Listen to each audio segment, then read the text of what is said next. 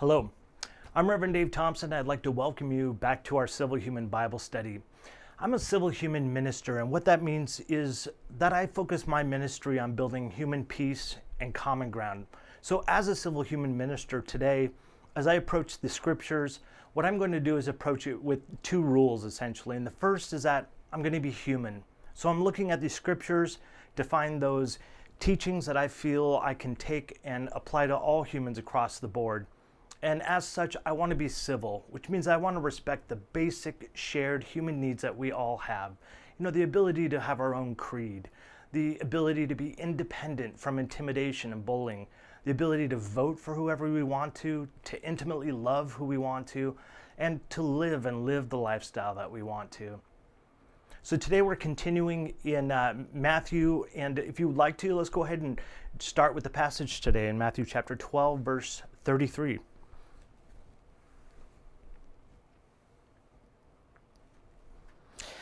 Either make the tree good and its fruit good, or else make the tree bad and its fruit bad, for a tree is known by its fruit. Brood of vipers, how can you, being evil, speak good things? For out of the abundance of the heart the mouth speaks. A good man out of the good treasure of his heart brings forth good things.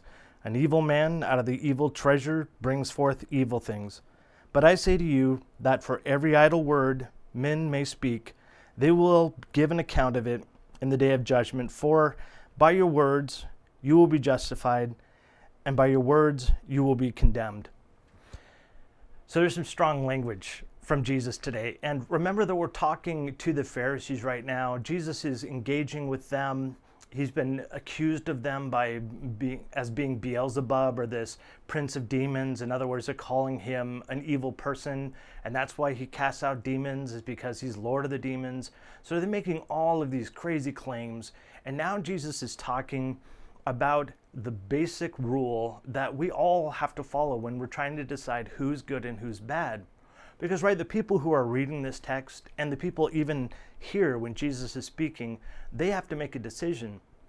Do I believe the Pharisees, who are the religious leaders and the establishment, those who are in power and look like a religious leader? Or do I believe this guy Jesus, who's doing a bunch of amazing things and has a fantastic message, but doesn't look a thing like the religious leaders and has been nothing but accused by them? So Jesus is putting forth his message. How do I make this decision then? Here's how, and that is going to be by producing fruit. And he's going to even get to the place where he's going to attack the Pharisees here in just a couple verses. And I want to go into what that means when he calls them brood of vipers. But first, let's talk about what he's insinuating in the beginning verses. So he makes this analogy that making a tree good produces good fruit, and making it bad produces bad fruit. So this idea of making, it's really, the Greek word here means to create or construct. So it's an idea of an intellectual decision, a process, a plan. It's not just kind of haphazardly. This is a concerted effort to construct an idea or to go forward with a plan. So the implication here is that Jesus is saying, if we're going to be good, we want to make a good tree, so we have good fruit. We have to do everything that goes along with that. Make the soil good, plant the tree, water it till it gets there, and when it's finally at that stage, it'll give us good fruit. And then he says, if you want to create a bad tree, then you're going to get bad fruit, which obviously that means if you don't care about what kind of fruit you get, you can just plant the tree and let it sort of go about its way and not really pay much attention to pruning or taking care of bugs and all that. And eventually that tree will rot and it will produce rotten fruit. The interesting thing here, the word good, when he talks about the good tree, this word in the Greek is kalos, which it's not just good, but it's a sense of the kind of good that shines, the kind of good that other people look to as for inspiration. So it's not just this, it's a great fruit, I can eat it, but it's like, wow, this fruit is amazing. I want to have fruit like that. How did you do your farming? Teach me how to have that kind of fruit. That's the sort of good that comes from creating a good tree. And the bad, in this case, means really rotten. And it has a sense of no quality or bad quality. In this word, the point is of no value because the fruit is rotten. It can't be eaten. It can't be sold. So it's useless. It's fruit, yes, but it's not usable. And it's certainly not good. So Jesus is laying out these very important two tracks before he starts talking about the Pharisees.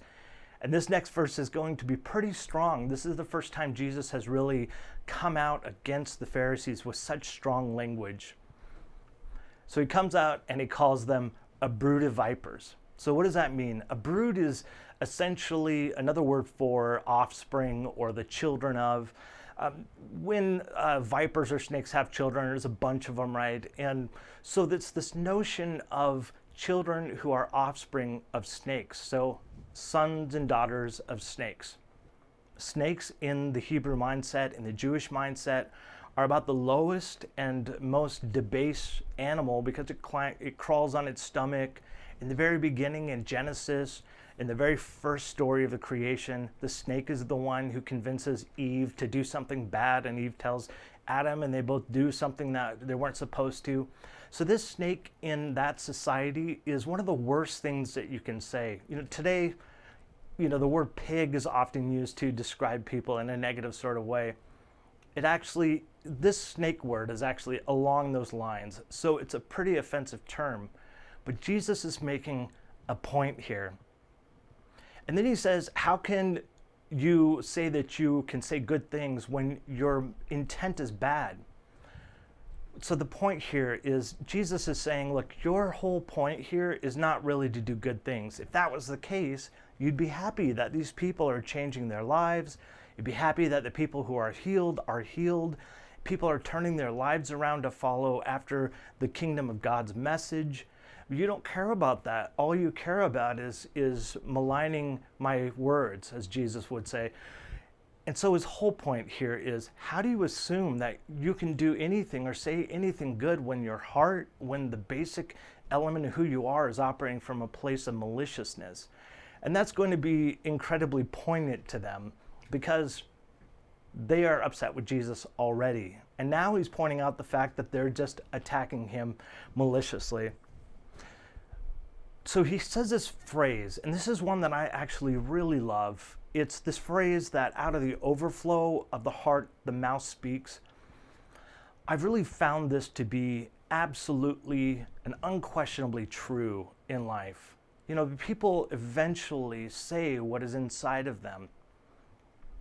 In other words, whatever we put in our heart, whatever we store up, and this word heart also means mind in the Hebrew sense. So Jesus is noting that whatever we create in ourselves, building this tree again, we lay up these treasures in our heart, in our soul, our mind, and our psyche, and eventually those are going to bubble up, and those are going to come out and, in fact, tell everybody what we think.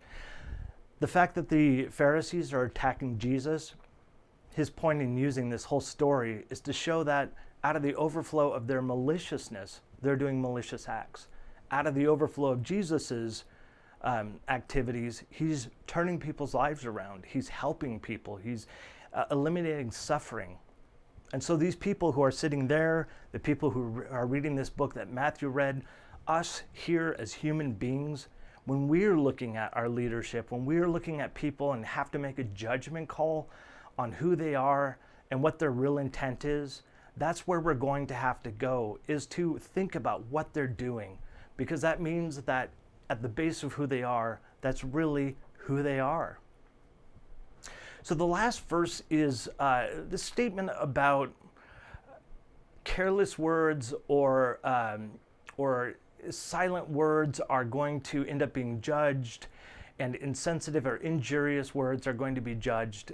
And then the end of it all, people are going to be judged by whether they did something good or whether they did something bad, whether they said something good or whether they said something bad. And this is the whole point of this whole passage right here. And I think I'd like to just drive this home in particular. Words matter. They matter. In our society right now, people seem to be using words in every way possible, in the most demeaning and harassing of ways, in the most negative of ways. These words have an impact. It's not just a social media post. It's not just a Twitter feed. It's not just a news feed, it is a word. And these words have an effect on other people.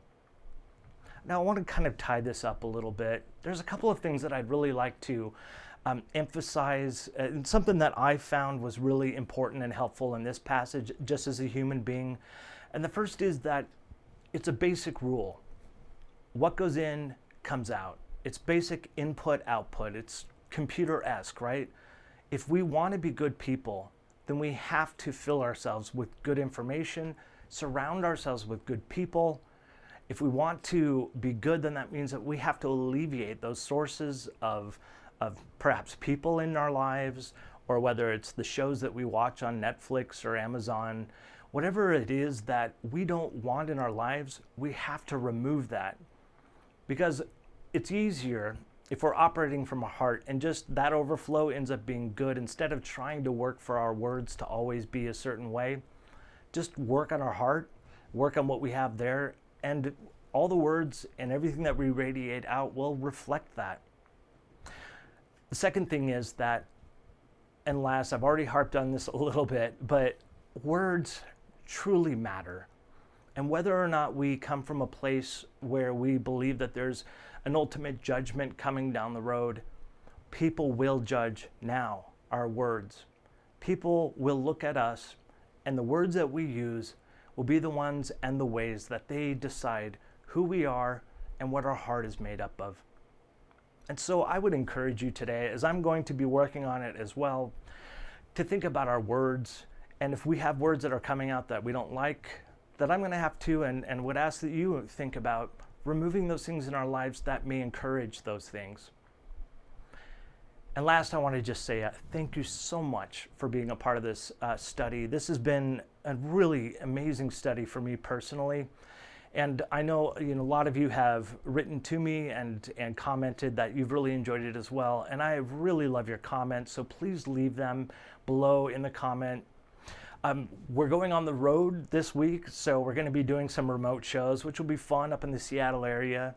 And I'm looking forward to those. And until then, tomorrow, I want to say to you, I love you.